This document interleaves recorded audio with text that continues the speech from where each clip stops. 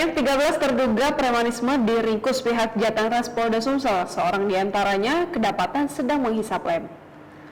Unit 1 Subdit 3 Jatangras Ditreskrimum Polda Sumsel mengamankan setidaknya 13 orang yang diduga melakukan aksi premanisme di Kota Palembang.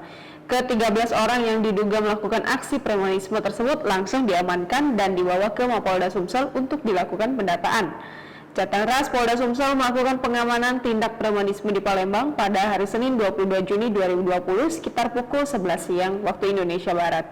Adapun titik lokasi yang diduga sering dijadikan tempat premanisme dan dilakukan penindakan oleh Jatangras Polda Sumsel yakni di sekitaran wilayah Benteng Kuta Besar, Pasar Cinde, Pasar 16, Masjid Agung dan wilayah Museum Sultan Mahmud Badarudin.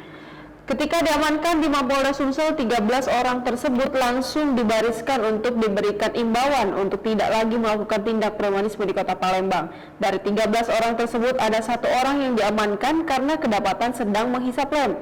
Pemuda berusia 27 tahun itu biasa nongkrong untuk mengamen di wilayah Museum SMB Palembang. Dari pengakuannya, pada saat ditangkap ia sedang kedapatan menghisap lem Aibon di pinggiran Museum Sultan Mahmud Badarudin. Selain itu juga ada yang ditangkap karena mengambil uang parkir dengan bayaran yang tinggi kepada masyarakat. Hal itu juga merupakan laporan yang didapat dari masyarakat sekitar dan merasa dirugikan oleh aksi premanisme. Sementara itu, Kasubdit 3 Jatangras Polda Sumsel Kompol Suryadi mengatakan hal ini merupakan kegiatan operasi tindak premanisme yang ada di Kota Palembang. Dikatakannya ke-13 orang yang terdata ini akan diberikan pembinaan agar tidak melakukan aksi premanisme lagi.